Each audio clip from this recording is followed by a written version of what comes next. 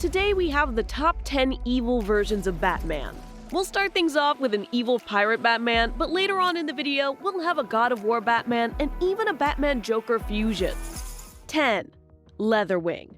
The legend of Leatherwing originates far from the rain-slicked city streets and towering skyscrapers that most incarnations of Batman are best known for. The dread pirate Leatherwing is most at home at the helm of his ship, the Flying Fox, searching for treasure to plunder atop the roiling seas. First and foremost, there's no question as to whether or not this swashbuckling bat sent men to their deaths. For as the legend tells us, "Oh, he preyed on the sons of Hispania, and he plundered the ships of the Pope.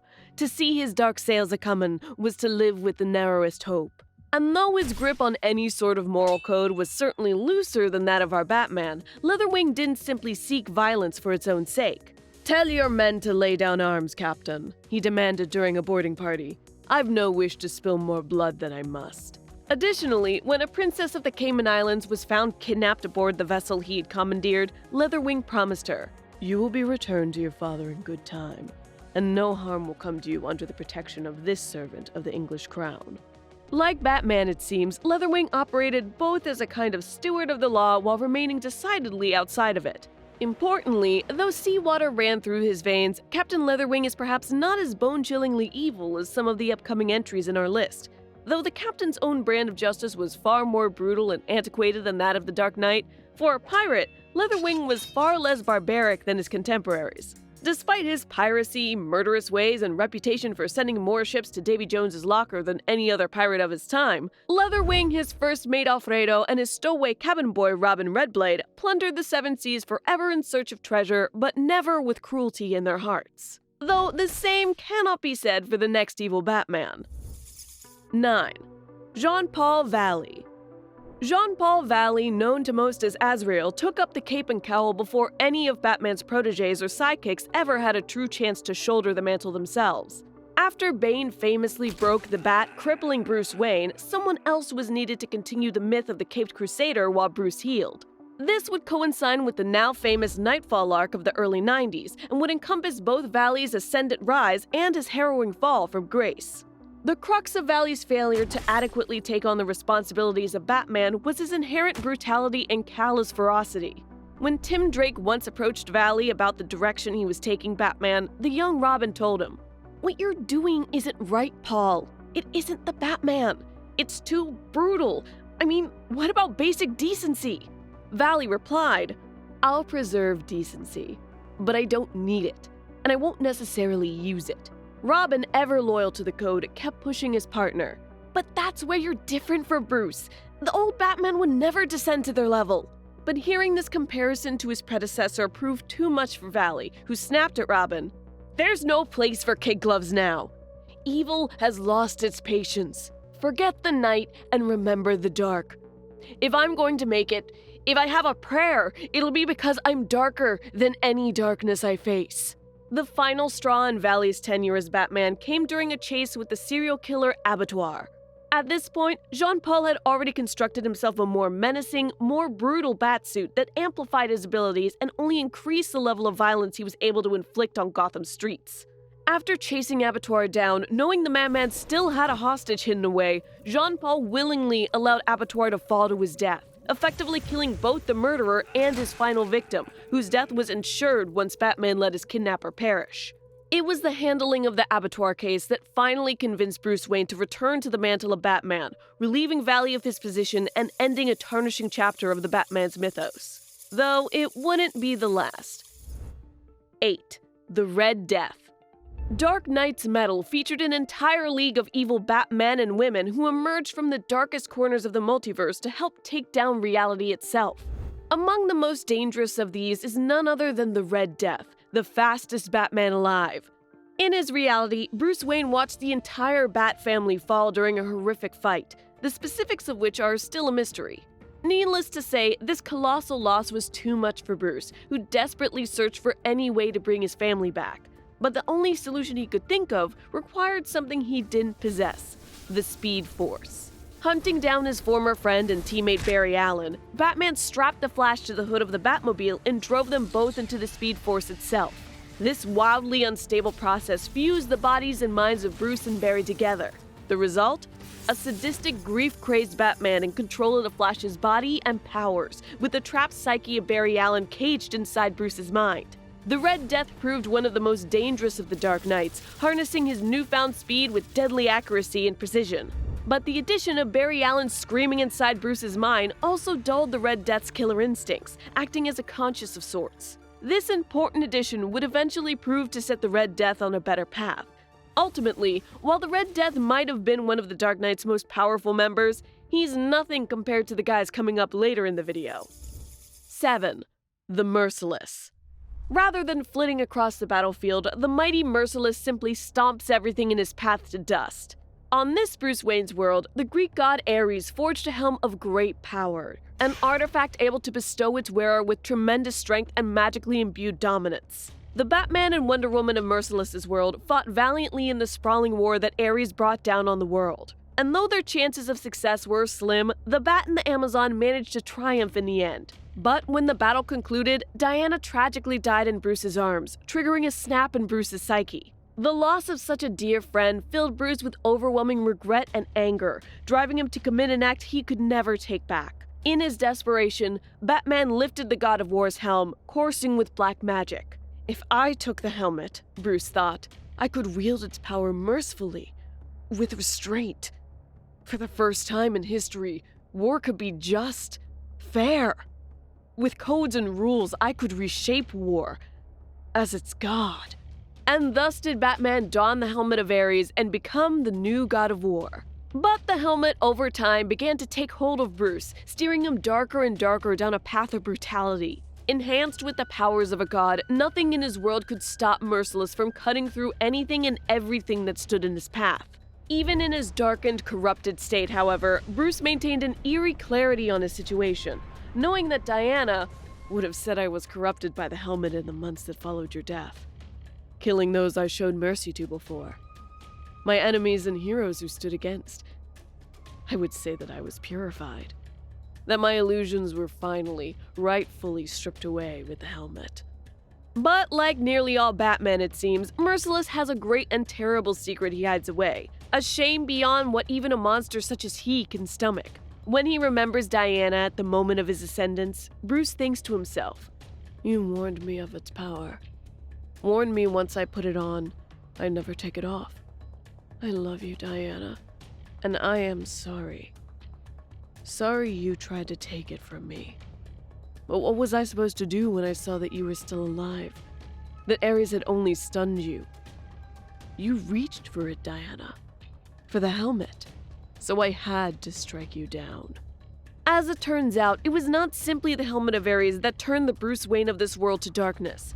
He had already found his own way there. But even though Merciless represents one of the most misguided Waynes we'd seen so far, he pales in comparison to what lies ahead. 6. Dawnbreaker. Over the years, many have wondered what the Caped Crusader would do if his hand was adorned with one of the most powerful tools in the universe, a Green Lantern ring.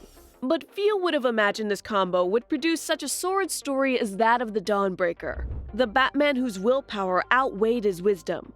Dawnbreaker's downfall in the end was the timing of his induction into the Green Lantern Corps. In his world, when Bruce Wayne's parents were gunned down in that fateful alley, rather than sobbing by their sides long into the night, Bruce took off after the mugger, hate in his eyes. It was at this precise moment that Bruce looked up and saw an emerald ring floating towards him from the skies. "Bruce Wayne," it said, "you have the ability to overcome great fear. Welcome to the Green Lantern Corps." Affixing the ring to his finger, Bruce took off with his newfound power, quickly locating the man who had killed his parents. Overwhelming his own ring's safeguards against lethal force, which should have been nearly impossible, Bruce willed his newfound constructs to vaporize the man. From there, it was all downhill for the Dawnbreaker. Bruce became a super-powered vigilante from that day on at an extremely young age. "I didn't feel fear or doubt," he remembers. "I just felt the void inside me." That deep and chasmic void inside the young Bruce was willed forth through his ring into his war on crime. He began killing all those in Gotham he saw as undermining his mission, which included not only the likes of Scarecrow and the Penguin, but eventually Commissioner Gordon as well. Even when the Green Lantern Corps themselves came to take away the power they had foolishly ordained this young man with, the entire army found themselves overwhelmed by the sheer force of will Bruce Wayne could muster.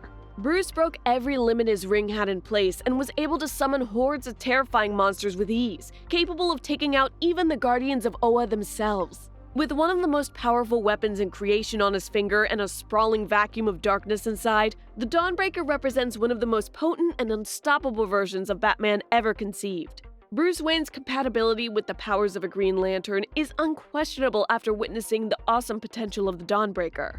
And though the Dawnbreaker represents Bruce's inner darkness as a child, nothing can compare with what a fully grown Batman's inner void looks like. 5. Red Rain Batman. Batman's various tangles with the world of the undead are well documented, and perhaps his first true meeting with the sinister Dracula remains the pinnacle of Bruce's battles against vampirism. The showdown began when an epidemic of missing and murdered homeless people swept through Gotham City. Batman searches angrily for the culprit, only to be shocked beyond belief when he finds a being possessing impossibly heightened speed and athleticism, sucking blood from the innocents on the street. These creatures proved too strong and too fast for even Batman to handle alone. With the help of a rogue vampire named Tanya, Batman was able to begin whittling away at Dracula's forces, but it was far too little too late. After a brutal battle in the sewers, a blood transfusion from Tanya gave Bruce partial vampiric abilities, and Batman was able to step up his war against Dracula in earnest.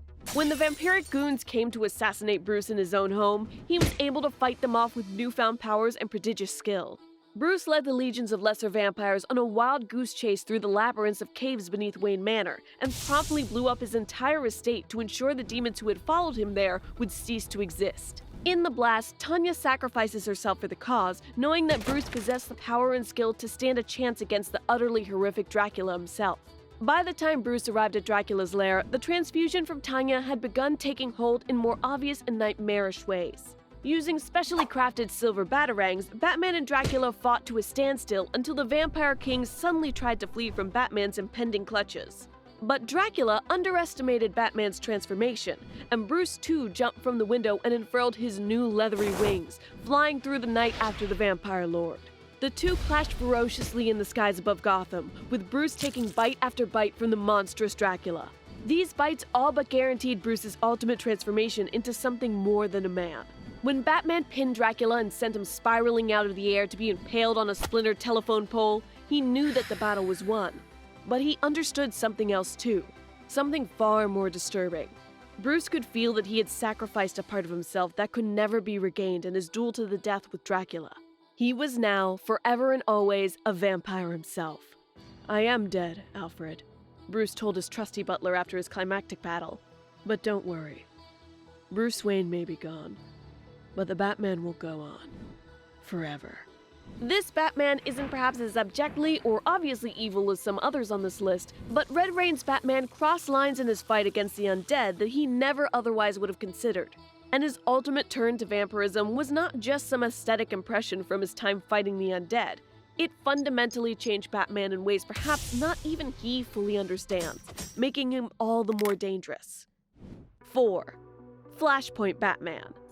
The Flashpoint event introduced us to an unexpected new Batman who took a much more brutal stance on his brand of vengeance. Though Flashpoint Batman doesn't conduct himself in as vile or overtly horrific a way as some other forms of Batman we've seen thus far, his comfort with killing certainly complicates the legacy of this dark, brooding, murderous Batman. In this universe created by the Flash when he ran back in time and saved his mom from a premature death, it was not Bruce Wayne who survived the mugging in Crime Alley, but Thomas Wayne.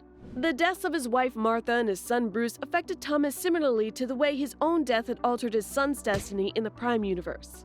Thomas became depressed, rageful, and eventually brutally focused. He turned himself into a one-man crime-fighting force and took to the streets of Gotham, enacting cold, calculated justice on any evildoers he could find. The legends that circulated around Thomas Wayne's Batman are similar to those that his son cultivated, but Thomas was older and far more cynical when he became the Bat. As such, Thomas's rage was far less controlled than that of his son's, and he was more prone to taking extraordinary measures. When we meet Thomas's Bat in Flashpoint, nearly the first thing he does is toss one of the Joker's sidekicks off of a roof, fully intending to leave her splattered against the sidewalk. Now, Thomas Wayne is still on the side of justice, to be sure, But there's no question that the way he goes about waging his war on crime would be unthinkable and unacceptable to the Batman his son became. When the Flash first met Thomas, he found him in a near-empty Batcave beneath an abandoned and derelict Wayne Manor. It seems that after the death of his family, while Bruce always had Alfred by his side, Thomas isolated himself so thoroughly that he had no one left. Surely this is one reason why the man became so hardened and callous as to resort to the open execution of his enemies. Indeed, in this Batman's first encounter with the Flash, Thomas almost instantly resorts to torture and physical violence in order to squeeze information out of Barry Allen. It's clear that while Thomas Wayne's Batman may at least share his son's highest ideals, he very easily allows himself to cross lines that his son has the willpower to refuse in the name of the greater good. But what would Bruce look like if, from the beginning, he had walked a similar road? 3. Grim Knight. Besides the head honcho himself, who's waiting for us a little further down the list, the Grim Knight is the most dangerous and unhinged of all of the Dark Knights from across the multiverse.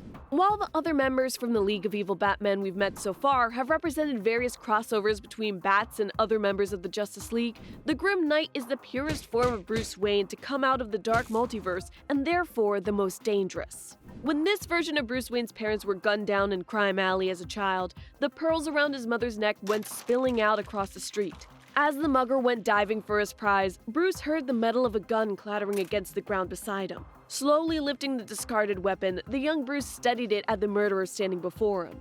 The man begged for his life from the young child, but Bruce's heart knew nothing but hatred in that moment.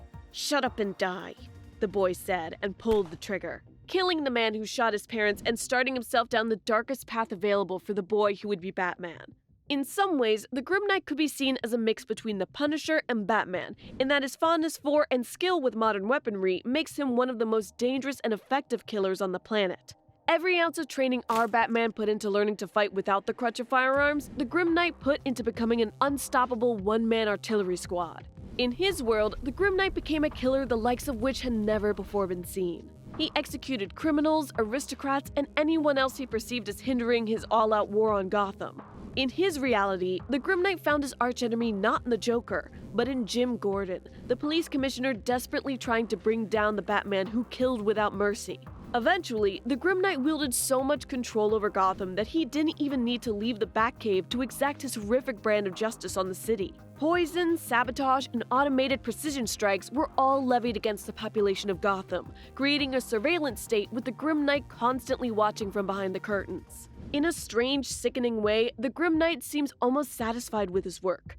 In his mind, the Grim Knight might be the only completely successful Batman alive, which just makes him all the more empowered to spread his disgusting brand of justice as far and wide as he can. Though there are other Batmen in the multiverse who have found similarly bleak successes of their own. 2. Owlman. When the anti-Justice League known as the Crime Syndicate came through to the Prime Universe and began taking over the world, their version of Batman proved every bit as evil as Bruce Wayne is righteous. The tragic tale of Owlman began in an alley nearly identical to the one Bruce Wayne lost his own parents in, except this time it wasn't a mugger holding the gun. Thomas Wayne Jr., the child who would grow up to be Owlman, turned on his parents in that alleyway. In this world, Jr. and Bruce's mother was physically abusive towards the brothers, and their father derived sick satisfaction from murdering his surgical patients on the table. But just as Jr. was about to pull the trigger and put an end to his parents, his younger brother Bruce found his nerve and tackled his older sibling to the ground. Just as the young Thomas Jr. thought he had lost his best chance to inherit the family wealth, 2 gunshots rang out across the alley as the family's butler, Alfred, arrived to finish the job Jr. had started. In the end, Alfred even shot poor young Bruce, who died that night staring up at his older brother, wondering how he could have done such a thing. This origin sent Thomas Jr. on a completely different path than his younger brother. Rather than swearing an oath to justice, the newly anointed Owlman used his vast fortune to take over Gotham's criminal underbelly and expand his power and influence tenfold. When Owlman first stepped foot into Bruce's Gotham City, he prioritized positioning himself as the new head of the organized crime structure by melting his competition in a vat of acid and branding their right-hand man with his insignia. And even when it seemed as though Owlman's cold heart might have had a soft spot for Dick Grayson, the mob boss still allowed his teammates not only to publicly unmask Nightwing, but also allowed him to be plugged into a murder machine that used Dick's pulse to detonate a bomb. Though Owlman might not be the most powerful of all the evil versions of Batman across the multiverse, he's certainly one of the most ruthless and hateful. All of which begs one final question for us to consider. Who is the most powerful evil Batman of all? 1. Batman who laughs. The Dark Knight's Metal event gave us an entire team of evil Batmen and Batwomen to consider for this list, but compared to their leader, the one and only Batman who laughs, the rest of the team pales in comparison. The Batman who laughs is a combination of all of the worst aspects of both Batman and his arch-nemesis, the face of chaotic evil itself, the Joker. In fact, even after the event that debuted this horrific clown combo concluded, the Batman who laughs was such a popular new adversary that he appeared in his own Batman arc as a singular titular antagonist. But to truly understand why this malevolent mashup is the most evil Batman of all time, we have to go all the way back to the day the Batman who laughs was born. The Laughing Bat comes from a timeline in which the Joker won in more ways than one. In his reality, the Joker mentally and psychologically tortured Batman for an extended period after he had the Dark Knight helpless and bound at his feet. The Joker forced bats to watch as he exploded hospitals and murdered children's parents right before their eyes in a sick recreation of Bruce's own tragic story. Eventually, Batman snapped. In a frantic rage, Batman broke free of his bonds and began beating the Joker within an inch of his life. But this time, Bruce simply couldn't stop. The Joker had pushed him beyond his limit, and when Batman grabbed hold of Joker's neck, he squeezed until the clown's windpipe snapped. But something strange happened then. When the Joker took his last breath, he exhaled a steady stream of his famous toxin, all of which Bruce ingested. Though after the incident Bruce seemed stable to most, something dark and cancerous was growing within him. He was changing. Eventually, his own team began noticing the changes in his character. When the Bat family approached Bruce about his behavior, Bruce snapped once more, killing them all in cold blood. Afterwards, he even single-handedly took down his own world's Justice League. This Batman was becoming the Joker while the world watched, and there was simply no one on the planet who could stop him from wreaking as much havoc as he pleased. It was simple, really. The Batman who laughed once explained, "Killing my world, no matter what they threw at me. Armies of villains, alien tyrants, the wrath of God. They were all just problems to solve, one by one, methodically, with precision and blood."